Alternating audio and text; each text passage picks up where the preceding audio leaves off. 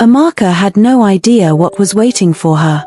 As she entered Emeka's house, she realized she had been tricked by a devil, but does she have a choice? Right there, she could only muster a silent prayer as she faced her tormentor. That day, Amaka was with a group of her friends talking about the last semester result when a tall, handsome young man approached them and pointed at Amaka to excuse him for a few minutes. Amaka was reluctant and wondered why it was her he called, but her friends encouraged her to stand up and hear what the guy had to say. "My name is Emeka, and I am a final year student studying law. I have been seeing you around. Your beauty keeps dragging me to you even when I fight to let go.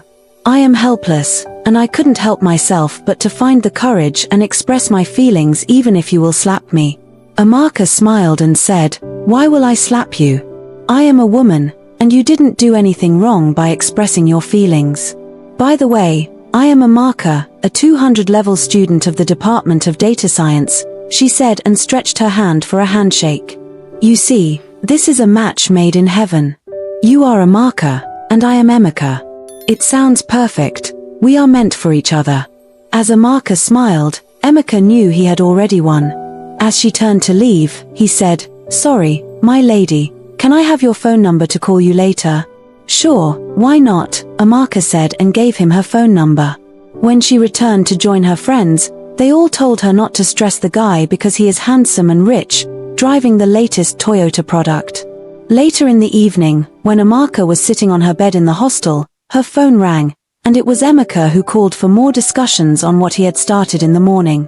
Emeka was plain. He didn't have time to play the lover boy game. What he wanted was marriage and would like to introduce Amaka to his billionaire father, the popular ease consultant, as his would-be wife. Amaka was stunned when she learned about Emeka's family and wasted no time accepting Emeka's advances. Every day, Emeka was the first person Amaka would speak with and the last person she would speak with before going to bed in the evening. Their love was waxing stronger, and couldn't get enough of her man. But Amaka ignored the red flags. Emeka often ended their call, claiming a business call came in. 2 weeks into their relationship, Amaka agreed to visit Emeka and know where he was living. When Amaka entered the house, she realized she had been tricked all along. As she entered Emeka's room and saw several pairs of women's underwear, it was clear to her she had fallen for a demon. Despite knowing the truth, Amaka has no way to escape, as she remembered every door they followed to the room was locked by Emeka. At that moment, what matters to her are her poor parents in the village sponsoring her education. Without even saying a word to her, Amaka knelt down and started begging mercy on her. "Please, I am the only child of my poor parents in the village. I am their only hope. I am the reason they are still living. Please, don't harm me. I truly loved you when we met, but what I am seeing here is scary. Please have mercy on me," Amaka said, crying. Emeka sat on the bed, looking at Amaka unconcerned. "When you are done with your drama, come and join me in bed. You, an adult, truly understand what to expect when you agreed to visit me. I am not a ritualist. The only thing is that you will be here for 1 week and keep my bed warm. You will donate the pants you wear each day to me. That will renew my wealth. You and other young ladies should learn to do independent investigation before falling for a guy. I knew you fell easily because I told you I am a son of the popular ease consultant. Well, I don't even know him. This is how I make my money. Amaka, I can change your life and that of your family. The only thing is that when you are living after 1 week, you should know you will never get married or have a child of your own." Emeka was plain, and this further weakened Amaka, who continued to cry and begged for mercy. As Amaka was not ready to comply, Emeka tied her to the bed, gave her a punch that took her strength away, and forcefully had his way. Each thrust came with strong pain, and the oversized manhood of Emeka made it unbearable for Amaka to handle as a virgin. Emeka only came down when Amaka couldn't breathe and resumed the torture later in the night. In the morning, Amaka was still in pain when Emeka entered the room to meet her. She was injured and found it difficult to walk to the bathroom, and her swollen face showed the pain she had gone through. "Amaka, I am surprised that a big girl like you, a 25-year-old lady, is still a virgin in this generation. Your parents deserved the best gift, and because of this, You will only spend 4 days here, and I wouldn't collect your panties again. You are my girlfriend who visits me and spends some days. I will make you happy when you are going and change your life. Believe me, you are the first virgin I am meeting in this line of business, and I wouldn't do anything bad to you. Emeka needed to perform his ritual sacrifice, but because he had promised not to use Amaka, he later brought in a lady that night and forced her to strip before Amaka in the same room. He forcefully had his way while he made Amaka see and watch the horror even as the girl shouted and pleaded for help. Amaka was helpless as she watched the horror without being able to help the girl who continuously pleaded for mercy. In the morning, Emeka gave Amaka the honor and locked the new lady inside the bathroom and came to meet Amaka in bed. He violated her despite her injury and pain. After 4 days, Emeka requested Amaka's account number and sent 50 million naira to her. He said she should go to the village and build a befitting house for her parents and sort herself out. Before Amaka left, Emeka apologized to her, begged for her forgiveness, and pleaded with her not to disclose his secret to anyone. He reminded Amaka that he could have killed her, as no one knew she was in his place, but said he can't do that because he's not a bad person, and Amaka is too pure to be treated in such a manner. He read the address of their house in the village to her, and Amaka was surprised how he knew about it. He reminded her that she should assume what happened here never happened at all for peace to reign and for her safety and her parents' safety too. Amaka couldn't say a word, but the money doesn't matter to her anymore. Her dignity has been taken away and violated without mercy. As she struggled to walk to the taxi she had booked online, Amaka looked back with pain and silently asked God to be the judge and pay Emeka with what he deserves. At her hostel in the evening, Amaka was writhing in pain and only told her roommate, Adana, that she fell sick and had been in the hospital. She ate a small portion from the rice Adana gave her and took the pain relief drug she bought on her way home. As she slept, she could only wish for the pain to go away, have the strength to continue her education, and for God to answer her prayers and punish Emeka for his crime against her. Amaka woke up at night, thinking of the huge amount of money in her account. She became scared and confused about how to convince her poor parents, who, despite their poverty, are disciplinarians and believe in God's time. She smiled for the first time after her horrible experience when she thought of her next move and slept back in peace. The following day, Amaka called Emeka while on campus, and Emeka was surprised to see her call and imagined what was happening. "I want to meet with you at the river garden by 5 p.m. she said and ended the call. Emeka was surprised but prepared himself and was there before the appointed time. As he waited for her, he could only imagine the reason Amaka summoned her even after apologizing and giving her enough money. After a few minutes, Amaka joined him and went straight to the reason she invited him.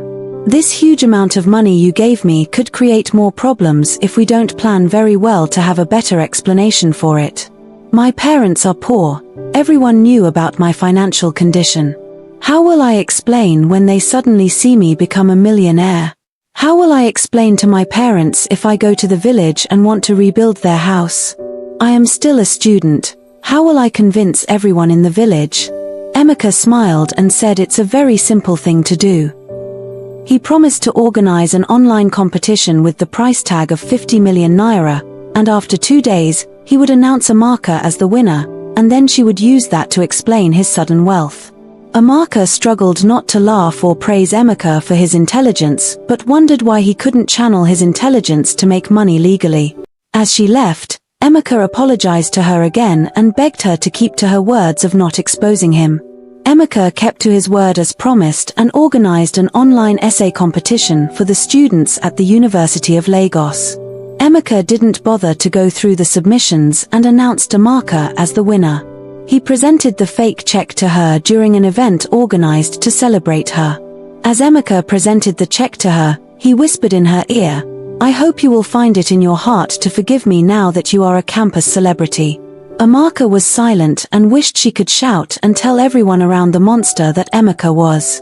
As she returned to her room, her roommates and friends who accompanied her to the event gathered around her, singing for her and celebrating Amaka's victory, saying they knew she would one day make a name for herself in the school.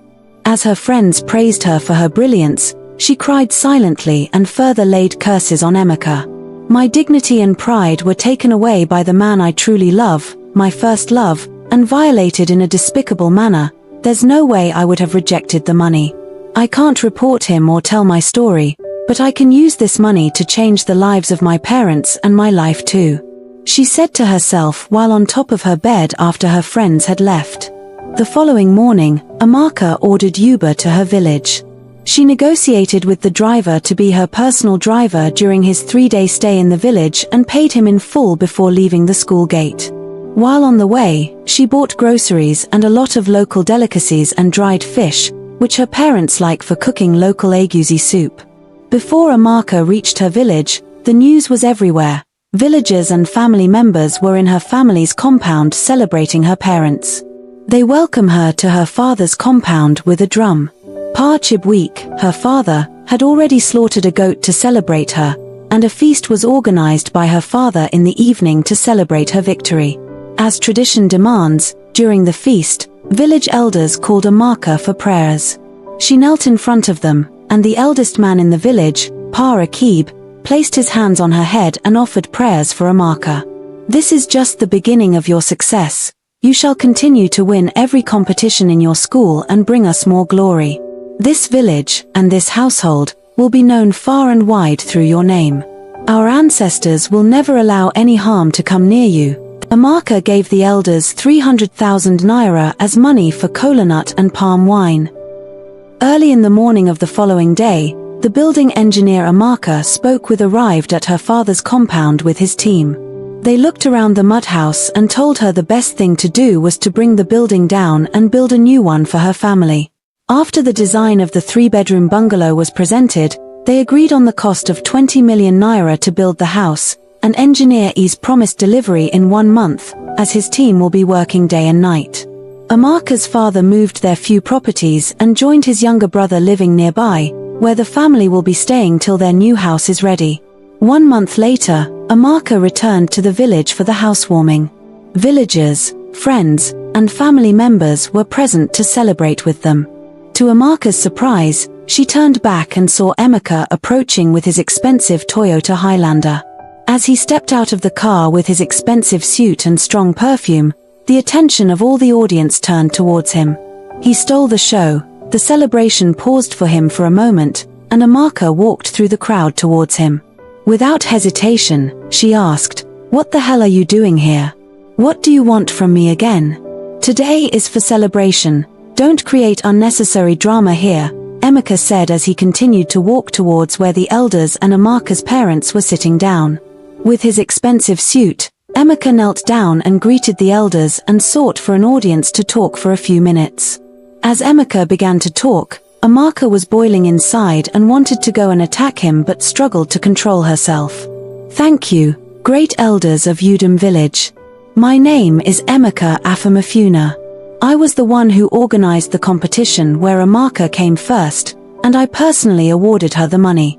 To this great family, you have a great daughter who is well raised and well behaved. We all must appreciate Amaka's parents for raising such a beautiful, brilliant, and respectful young lady. To support this special occasion, I will donate 10 million naira for the family to buy all the household items they may need. I am also donating 5 million naira for the elders for kola nut and palm wine. I am still single and searching for a wife. I will be grateful if the family of Amaka considers me as part of them." By the time he finished, everyone was on their knees clapping and praising him except Amaka, who became angrier. The villagers were all surprised such a generous and well-mannered young man was still existing. When the celebration was over and everyone had left, Amaka's parents called her and asked her more about Emeka and her reply to the marriage proposal he made publicly. Without wasting time, Amaka told her parents there is nothing to be considered and said she only participated in the competition organized by Emeka and had won before she realized his source of wealth is questionable. Her parents quickly told her to forget it if that's the issue. A few months later, Amaka began to feel unease, having a dry cough, headache, an acute fever, and a few other symptoms. She visited the hospital close to her a few days later when the symptoms persisted even after taking some drugs she bought from a pharmacist nearby. After running a series of tests on her blood sample, the doctor called her inside his office and asked if she was with someone but said she came alone. "Miss Amaka, the test results showed you are HIV positive, but I want you to know this is not the end of life, neither is it a death sentence. Breakthroughs in medicine have made it possible to manage HIV. You will need to start with your drug immediately. You can still be married, have children, and live a normal life. But please, you will need to control your sex life to avoid the spread of the disease."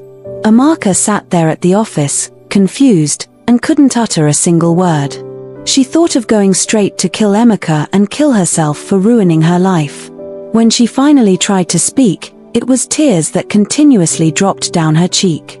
The doctor told her to take her time, but she couldn't speak and just told the doctor she would come back the following day. At night in her room, Amaka couldn't sleep, as she continued to cry. Her friends would abandon her, and the villagers will ostracize her family if they ever discovered she's HIV positive because of their level of knowledge about the disease. That night Amaka made up her mind to go back to Emeka and deal with him for ruining his life. Amaka contacted a known cultist in the school and offered to rent his gun for 2 days at the sum of 500,000 naira. Capon agreed to the deal on the condition that he will not be involved in whatever deal she is going to use the gun for. She agreed and took the pistol in her bag. She called Emeka and told him she would like to come over for the weekend.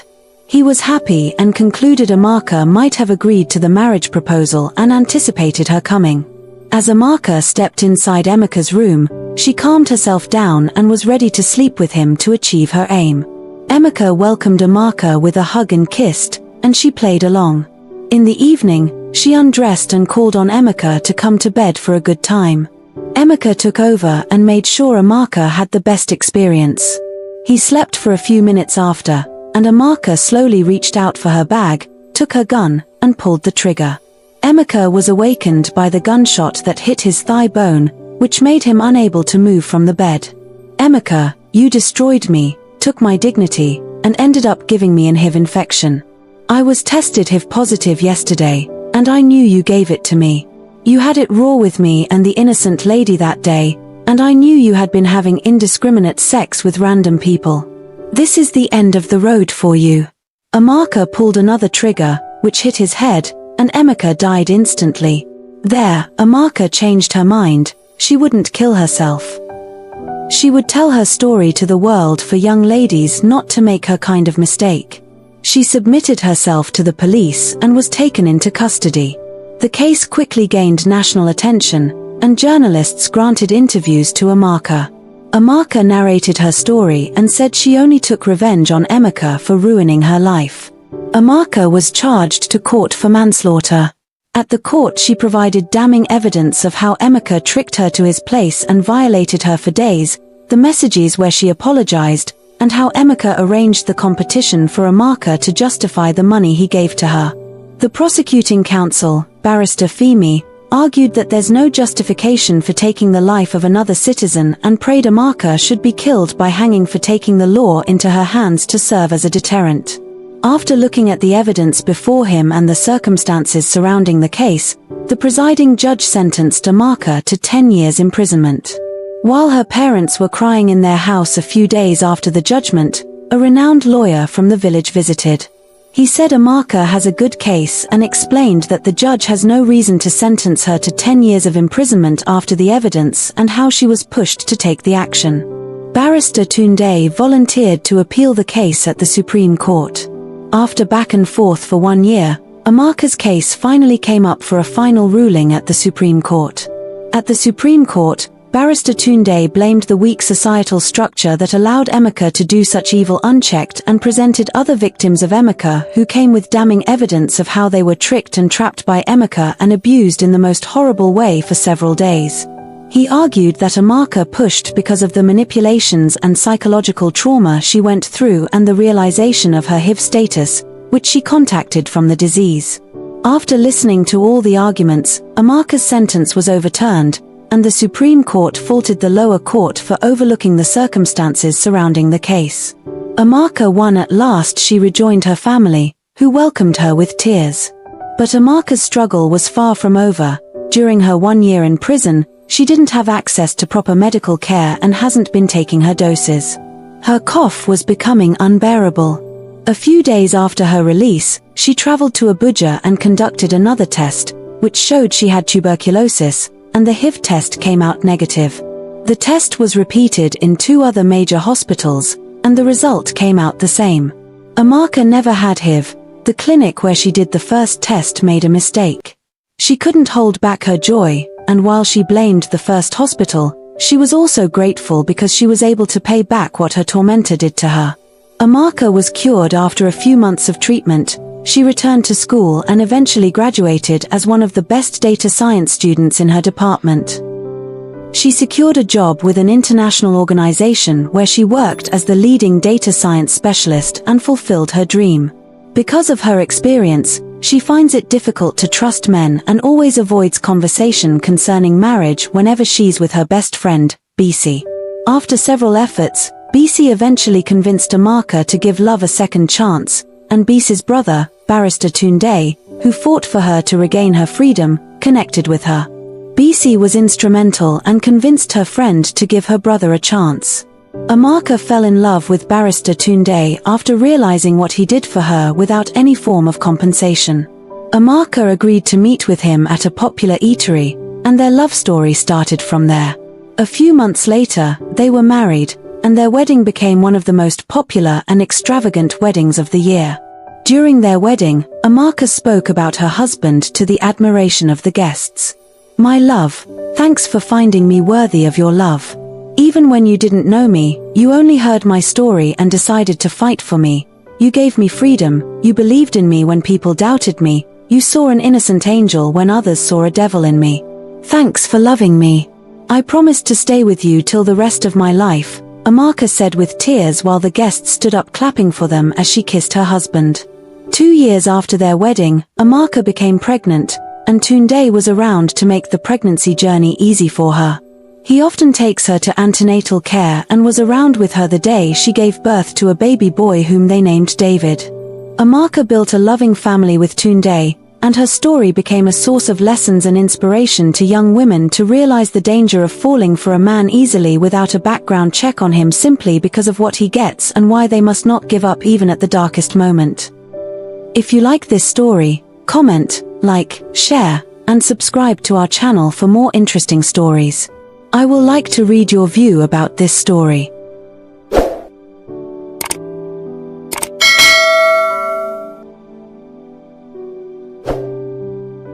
Amaka's trouble was never over.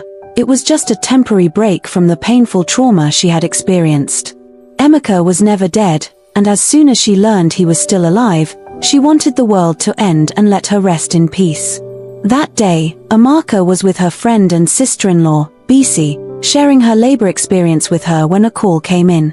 BC picked up the call, and it was an old friend from Ghana who learned Amaka got married to BC's brother. Amaka, BC, and Mercy Appiah attended the University of Lagos together and both studied data science. "Hello BC, I learned recently that Amaka is now your brother's wife. I was happy for her and your brother too, especially when I learned she recently gave birth to a baby boy. But BC, you need to talk to them to be extremely careful. Emeka was never dead." BC screamed upon hearing this, but her friend told her to calm down to be able to help her brother and her friend, Amaka. Else she would end the call if she didn't stop the drama. "BC, it seems you guys don't know the demon you all are playing with. Emeka wasn't dead. I heard he was rescued by his boys and brought to Ghana, after which he was later taken to the United Kingdom, where several surgeries were performed for him, and he survived the gunshots. Emeka has been in Ghana for 2 years now, living on a low profile but extremely rich. He is one of the richest dudes in town. I only called because I learned from one of his girlfriends that's close to me that he had an assignment to be carried out in Nigeria and would only stay for 1 week before returning to Ghana. Emeka is coming back to take out Amaka and your brother. He doesn't forgive. Tell them to get prepared or apply for police escort as soon as possible." Mercy Appiah said and ended the call. Because the phone was on speaker, Amaka heard every single word. Right there, she wanted the world to just end and let her die and rest in peace. Amaka thought her battle was over, but it seems she was just starting. She sat, panicking as tears dropped from her cheek. BC quickly collected her baby from her and told her to be strong to fight the battle ahead. Amaka, you've faced the demon himself, and you defeated him. You need to believe you will still defeat him again if he chooses to wake up from his grave. As if the fire in her was ignited, Amaka wiped her tears and said, Emeka, you were in the past. I had killed you. You are dead as far as I am concerned. I will defeat you again if you choose not to rest in hell where you truly belong. Amaka called her husband, Tunde, to close early and come to the house for an emergency issue to sort out. The call was unusual. Tunde was worried, and he quickly finished with the client he was attending to. He had to postpone the meeting he had and went straight home. When he entered the house, he met his wife, Amaka, and his sister, BC, in the living room, and the atmosphere showed there was danger. There was no usual hug and kiss he usually got from his wife anytime he returned home. Amaka wasted no time, and she went straight to the issue at hand. My love, it appears we have a bigger trouble to deal with. Emeka was never dead. A schoolmate at the university called BC this afternoon to give her the information. As Tunde listened to the call record, he was shocked and wondered what went wrong for such a monster to still be living. See, I had handled a similar case as this, and we must deploy every means possible to deal with this devil. We must also know that his mission at this point is to kill all of us and make sure he doesn't leave any trace, as no one knows he is still alive. The following day, Tunde called his trusted police detective, who always helps uncover secret deals in the police department. When DSP Okoro called on WhatsApp a few hours later, Tunde was surprised at the information he got. My friend, after my background investigation on the officers that handled the case, the information you gave me is correct. Emeka was never dead. The officers in charge of the case helped him escape. A friend to one of the officers confided in me that when they went to Emeka's house on the day of the incident, they discovered he was still alive. They saw it as an opportunity to make money. They took him to a private hospital and connived with the head of the mortuary unit and exchanged Emeka with a highway robber they killed that day. You know this issue happened 4 years ago, and Emeka's family hasn't gotten the clearance for his burial right. We can make an arrangement and visit the mortuary to confirm this before we take the case up and escalate it. Tunde agreed to the advice but pleaded with DSP Okoro to help him facilitate the approval of 4 armed police escorts for their security, as their lives are now in danger. He promised to visit his office the following day to submit the application and help facilitate the approval as it has become urgent. When Tunde ended the call, BC, who is still around, blamed the federal government for rejecting the establishment of private security organizations that would have made it easy for private individuals to seek their services for protection. As big as this country is, we only rely on the services of the federal police force. Not even the state police are allowed. We can do better as the so-called giant of Africa. Amaka said with anger. Enough of all these unnecessary lamentations. This is not our problem. Can't you guys get it? Our lives are at risk. Someone dangerous is after our lives. He might even be coming with his gangs, and you guys are here talking about private security and state police. Tunde barely finished his statement when they heard a loud gunshot that broke through the entrance door. Like a ghost, Emeka appeared carrying an AK-47. I am Emeka, the cat with 9 lives. Nobody can kill me, not even a woman I had violated to my taste and made to lick my wounds. Amaka, you are too small to dare me. You are too small to end my chapter on this earth. Look at me. Don't hide behind this rat you called your husband. I am not dead. You are not seeing a ghost but the real me. I will teach you a lesson. I will show you why they nicknamed me Cat. Not minding his gun, BC stood up to the challenge. You are a demon and deserve to rot in hell. You can't come here and torment this family after all you did to her. I dare you to do your worst, and you wouldn't live to tell the story, BC said with confidence. It seems you all are prepared for this day, you little demon. I know you, BC. I know you back in university days. You were lucky you escaped my traps, but today, you will not live to challenge me again." Emeka cocked his gun, pulled the trigger, and shot Bisi in her chest. She fell instantly and died right in front of his brother and Amaka. "I didn't come here to joke. This is a message to you and your husband. I prepared for this day for the last 3 years, 3 years of agony and pain. I am here to take revenge. If you cooperate, you will only help me to make your deaths peaceful." Emeka ordered Tunde to kneel down while he called Amaka to strip naked before him. "I wouldn't mess with you today, but look at yourself. Is it not because of these things you called private parts that made you to do what you did?" As Emeka moved to put his gun in Amaka's private part, he heard a loud gunshot from the gate. The domestic staff who was watching from the kitchen door secretly called the police. But before the police entered, Emeka had escaped through the fence. He escaped justice again, but Bisi was dead. He left with a large mark on Tunde and Amaka's life. The police inspector that led the team of policemen assured Tunde and Amaka that they will go after Emeka and make sure he is arrested and faces the wrath of the law. Bisi was taken to the nearby clinic, where she was confirmed dead by the doctor on duty. Her corpse was deposited at the morgue, and the police launched a manhunt for Emeka. The following day, the police retrieved the CCTV footage of how Emeka busted into the house and how he killed Bisi. The gateman at Tunde's house was arrested after the CCTV footage revealed he compromised and allowed Emeka to enter the house when he gave him money without informing his boss. The news of the reappearance of Emeka quickly became a national discussion on the television stations and radios. The police placed a 10 million naira bounty on Emeka's head, and many people offered to find his whereabouts and inform the police. Tunde was down. He couldn't believe his only sister, Bisi, was gone. Amaka has been crying since the incident and blamed herself for all that happened.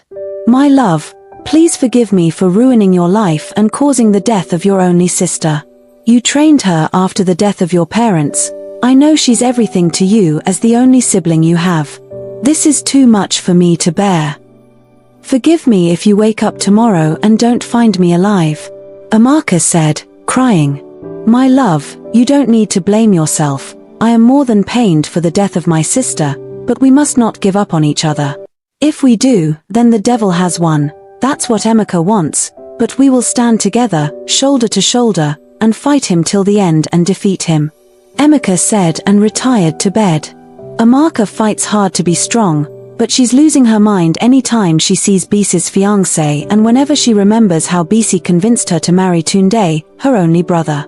Amaka had thought of killing herself severally because of the guilt. She thought if she hadn't come into their lives, Bisi wouldn't have been killed by Emeka. But the thought of David, her son, always stops her from ending it all. But Amaka concluded she wouldn't submit like a chicken. She resolved Bisi needs to get justice and be ready to fight Emeka to pay for his crimes.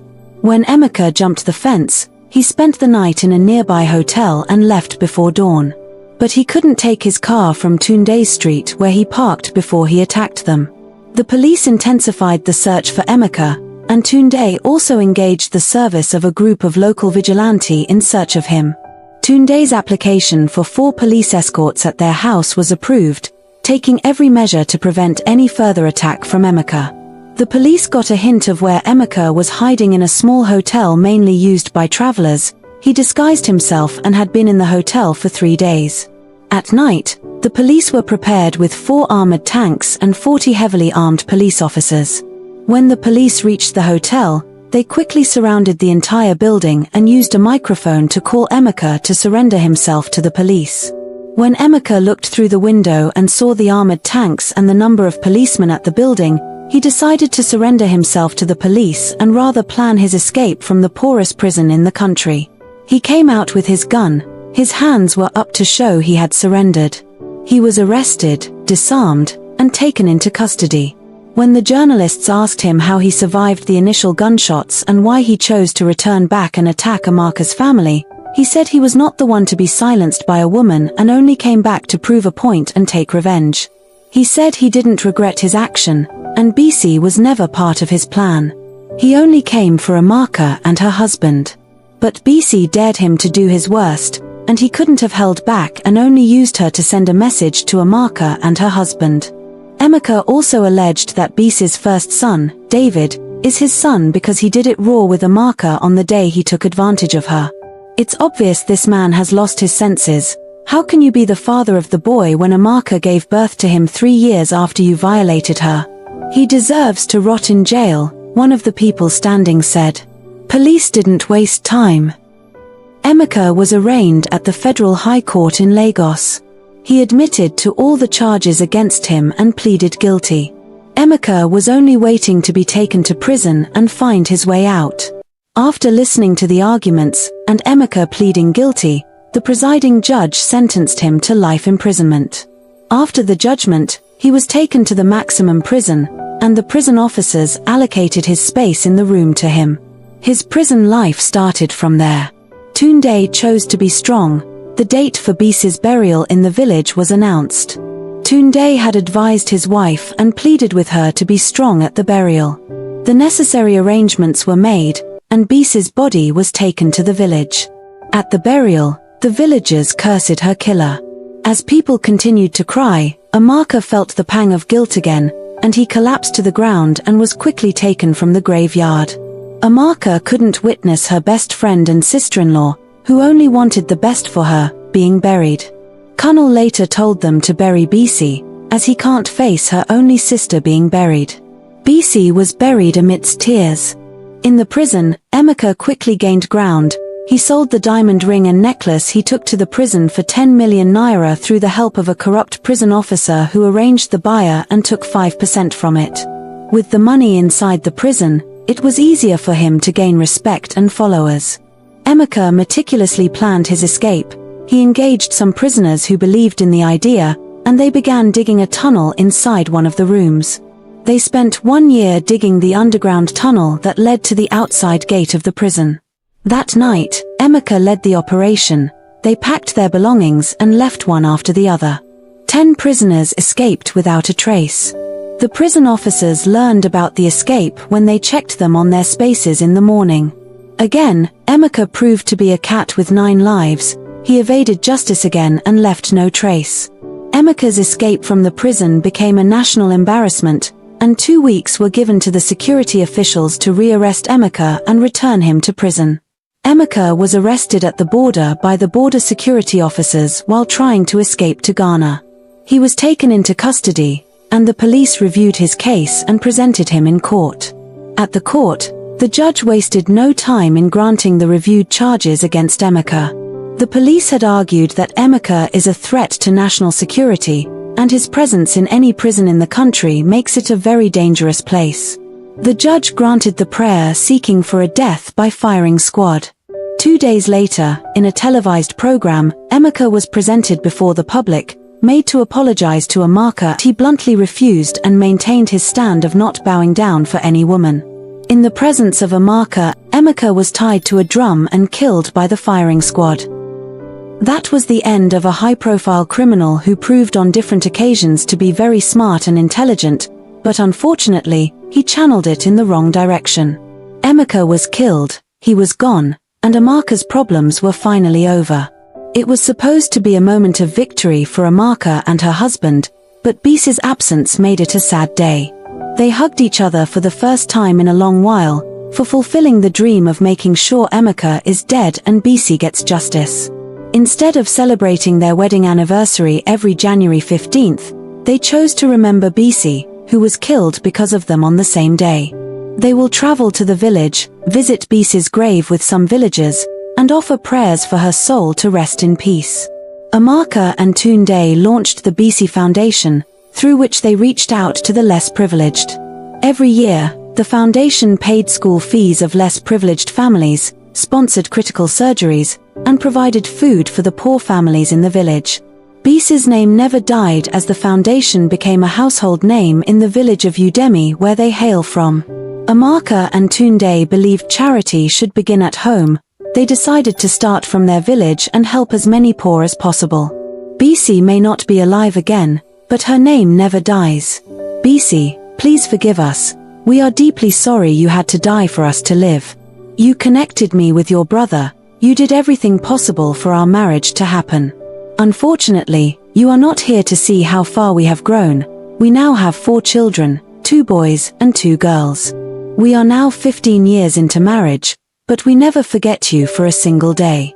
We will continue to commit more funds to your foundation, and we hope the reward of this charitable work comes to you in your grave.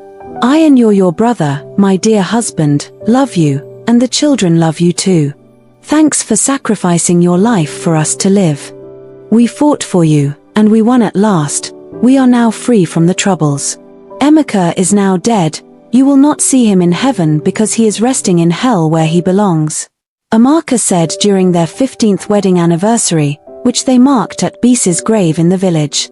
Amaka and Kunal continue to raise a responsible family to the admiration of the people, and their lives become a reference for many people fighting secret and open battles. They continued to raise a family envied by others, though the scars of their past never leave, but they are grateful for standing by each other and fighting together to defeat their greatest threat. If you like this story, comment, like, share, and subscribe to our channel for more interesting stories. I would like to read your views about this story.